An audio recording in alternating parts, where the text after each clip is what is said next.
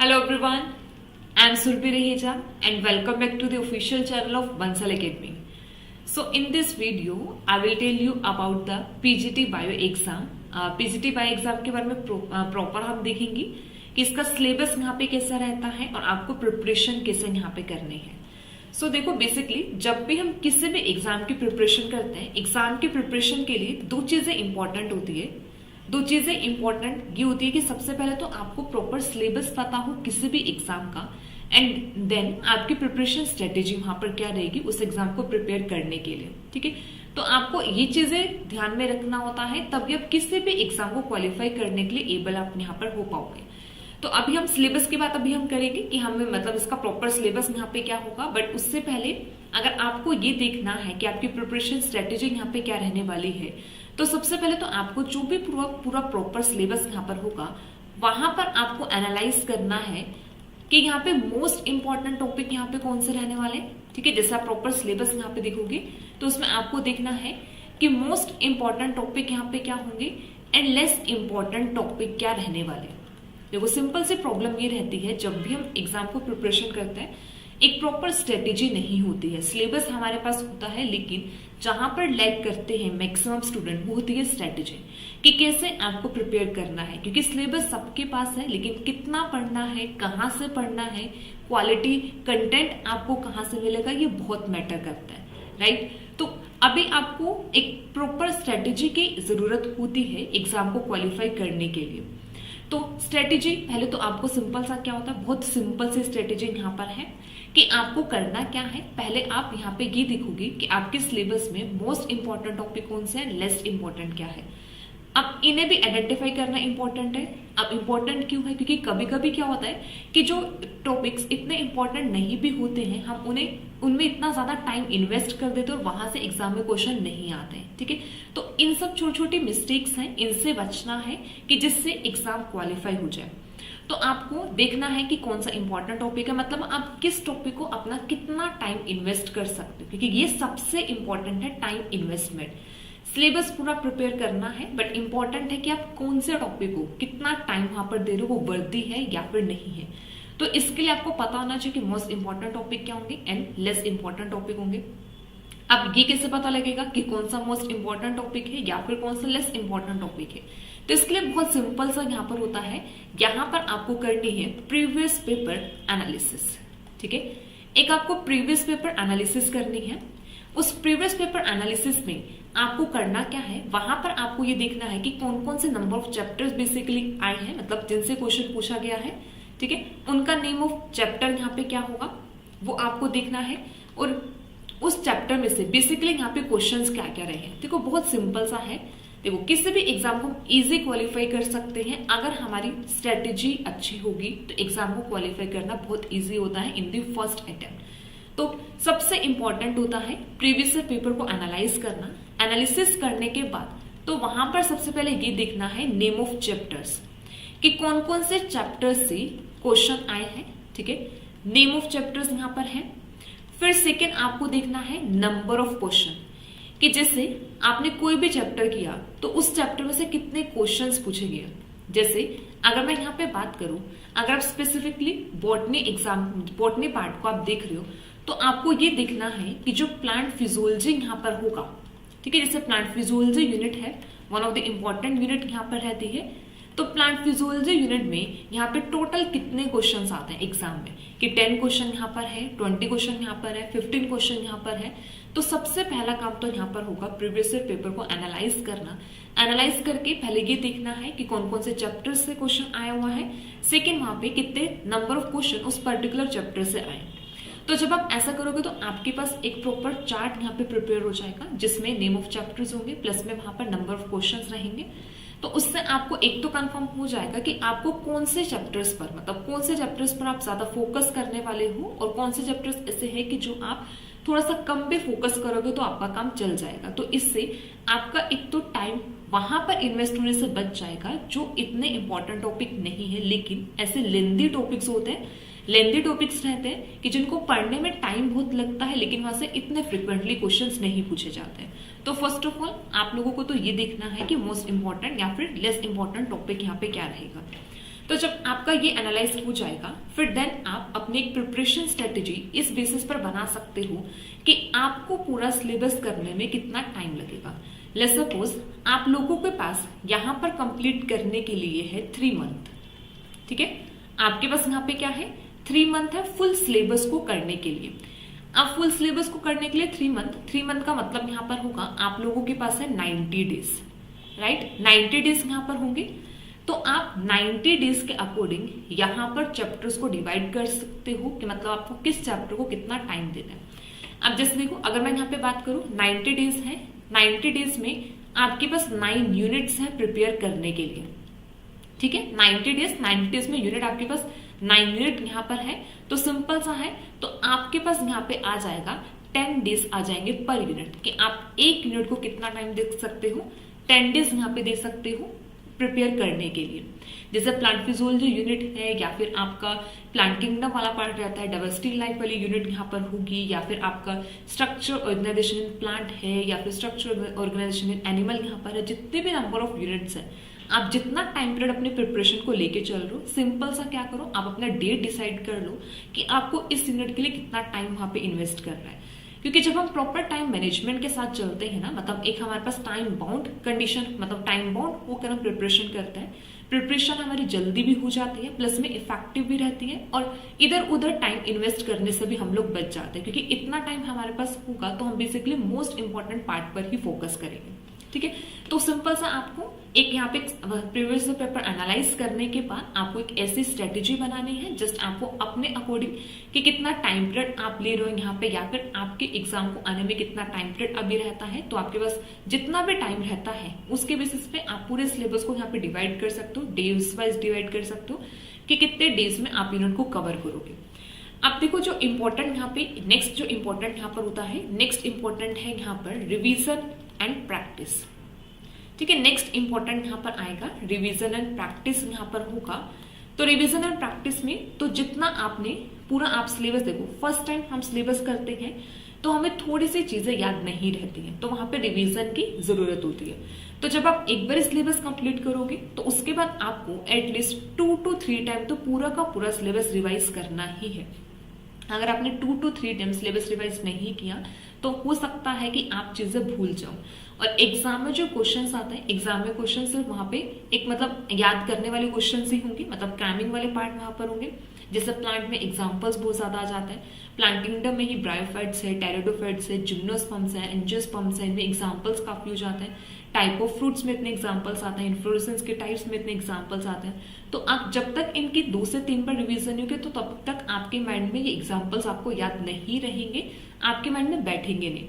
तो सिंपल सा ये है कि आपको रिवाइज करना है, और साथ साथ रिवीजन के लिए एक तरीका ये होता है कि आप या तो क्या करो, अपने शॉर्ट नोट्स बना लो, ठीक है। रिवीजन का एक तरीका है कि या तो शॉर्ट नोट्स बनाओ, ठीक है। शॉर्ट नोट्स में ट्राई करो कि जो आपने पढ़ा है आप वो वाली चीजें लिखो जो आपको याद नहीं रहती है, ठीक है।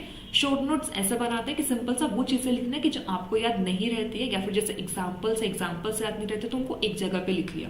शॉर्ट नोट्स बना सकते हो, ठीक है। इसी के साथ शॉर्ट नोट्स में आप टेबल के फॉर्म में यहाँ पे कुछ चीजें लिख सकते हो, ठीक है।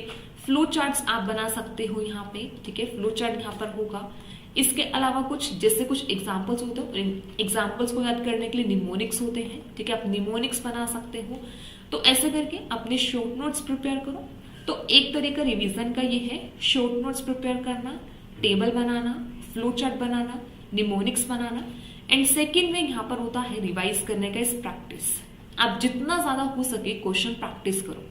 प्रीवियस ईयर पेपर हो, प्रीवियस ईयर पेपर जितने भी अभी तक है सब प्रिपरेशन कर दो, वहां पे सब प्रैक्टिस कर दो।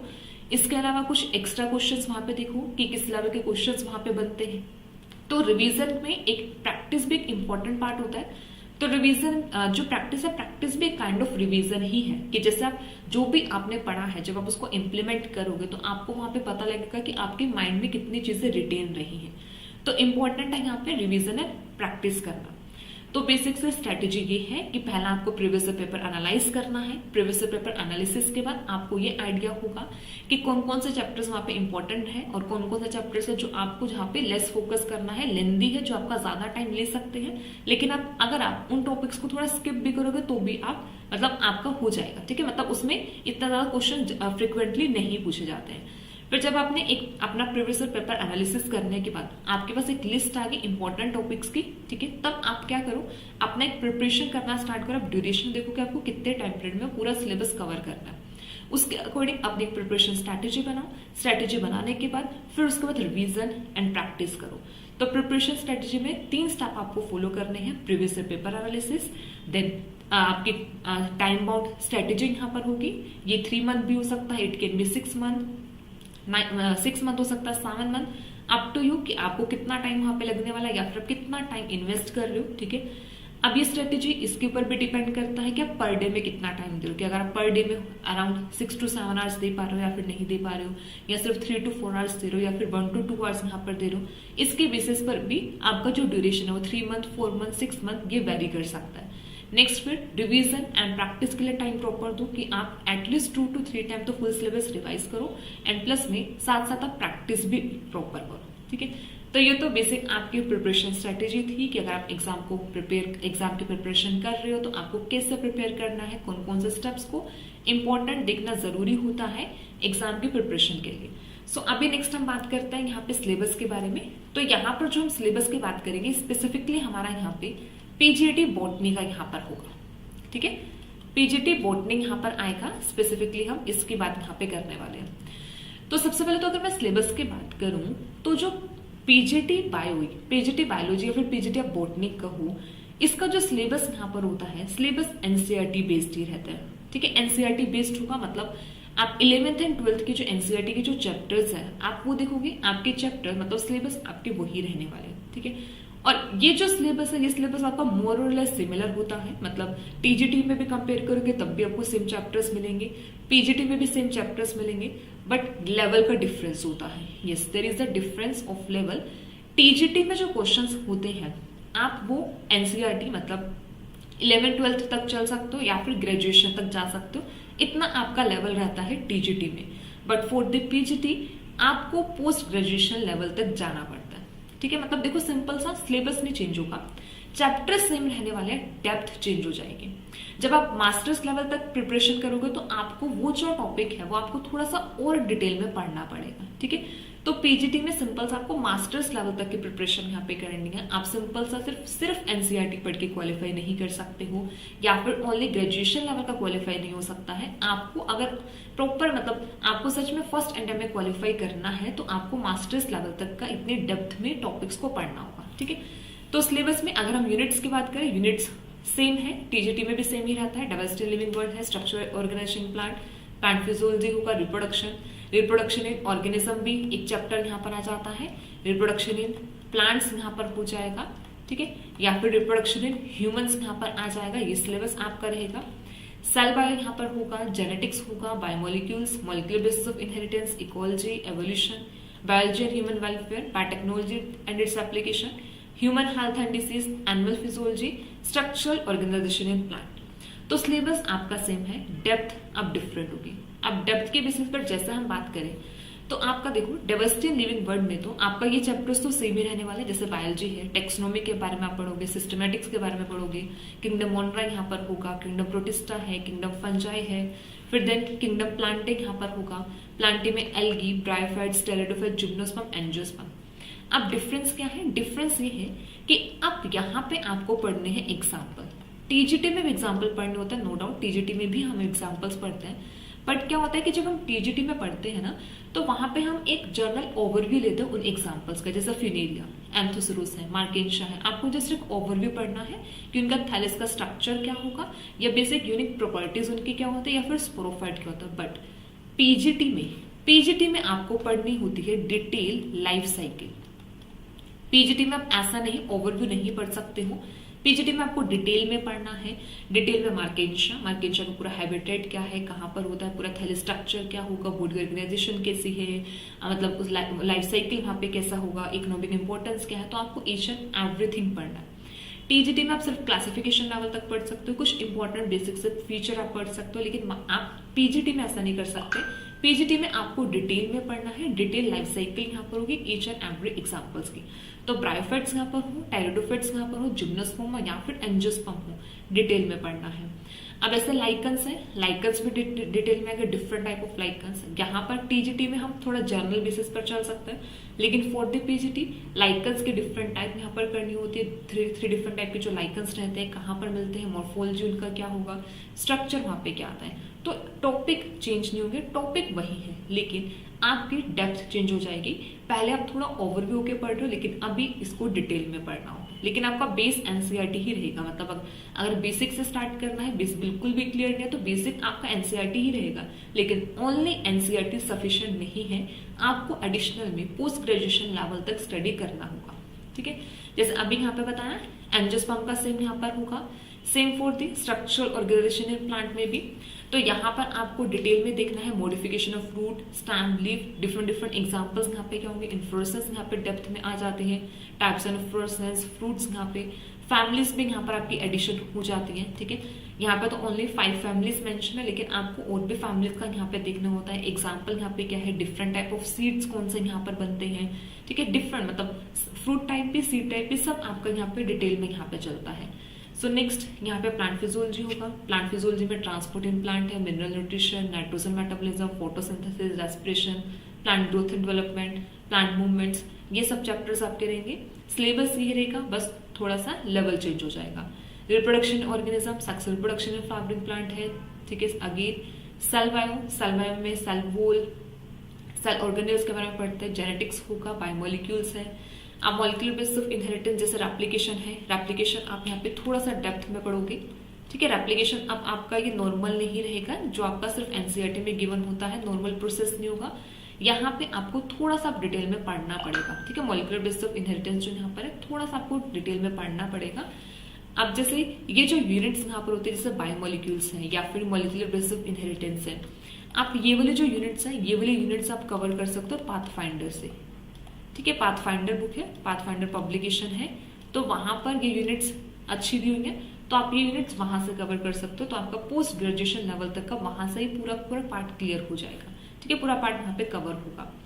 सेम इकोलॉजी यहाँ पर है, इकोलॉजी में भी 4 डिफरेंट चैप्टर्स यहाँ पर रहते हैं, तो इनको भी काफी डिटेल में पढ़ना है। एवोल्यूशन है, बायोलॉजी एंड ह्यूमन वेलफेयर है। अब इसमें यहाँ पे आपके पास जैसे ह्यूमन हेल्थ एंड डिसीज यहाँ पर आ जाएगा। अब ह्यूमन हेल्थ एंड डिसीज में यहाँ पर अब डिटेल में यहाँ पर होगा कि कौन कौन से बैक्टीरिया, आप कुछ 1-2 बैक्टीरियल डिसीज को डिटेल में पढ़ोगे। प्रोटोजोआ से होने वाली डिसीज का थोड़ा सा डिटेल में यहाँ पर आएगा। लाइफ साइकिल के बारे में डिटेल में आ जाएगा, जैसे ट्रिपैनोसोम्स हैं, कैसे करते हैं, इनकी लाइफ साइकिल क्या है। लेशमानियास कैसे डिसीज कोर्स करते हैं, इनका आगे मतलब डिटेल में यहाँ पे लाइफ साइकिल यहाँ पे क्या होगा। ऐसे यहाँ पे जो इम्यूनो वाला पार्ट है, इम्यूनो वाले पार्ट को भी थोड़ा सा डिटेल में देखना होता है कि डिफरेंट टाइप ऑफ एंटीबॉडीज यहाँ पर होंगी, कैसे बी सेल्स, टी सेल्स यहाँ पे काम करते हैं, वैक्सीन्स यहाँ पे कैसे बनती हैं, डिफरेंट टाइप ऑफ वैक्सीन्स यहाँ पे क्या होगा। तो ये पार्ट आपको थोड़ा सा डेप्थ में आ जाता है। सेम कैंसर, यहाँ पर कैंसर पढ़ो तो बायोकेमिस्ट्री ऑफ कैंसर क्या है, डिफरेंट टाइप ऑफ कैंसर यहाँ पे क्या है, कैंसर कॉजिंग एजेंट यहाँ पे क्या होगा, एड्स यहाँ पे क्या है, ड्रग एंड अल्कोहल अब्यूज में यहाँ पे थोड़ा सा डेप्थ में आ जाता है। फिर यहाँ पे प्लांट ब्रीडिंग है, tissue culture, single cell protein, biofortification, microbes of human welfare. तो ये सब पार्ट आपका रहेगा जो आपको डिटेल में पढ़ना है। Next biotechnology and its application में, तो यहाँ पर जैसे आइसोलेशन ऑफ डीएनए यहाँ पर होगा। ठीक है, डीएनए की आइसोलेशन यहाँ पे कैसे होती है, डिफरेंट टाइप ऑफ वैक्टर्स। अब वैक्टर्स को आप थोड़ा सा डेप्थ में पढ़ोगे। वैसे जैसे प्लाज्मिड वेक्टर नहीं है, प्लाज्मिड के अलावा भी और बहुत सारे वेक्टर्स यहाँ पर रहते हैं, तो उनकी क्या बेसिक प्रॉपर्टीज होती हैं और डिफरेंट टाइप ऑफ एग्जांपल्स यहाँ पे क्या होंगे, एप्लीकेशन यहाँ पे क्या रहती है बायोटेक्नोलॉजी की। तो ये सब पार्ट जो है ये आपका डिटेल में रहने वाला है।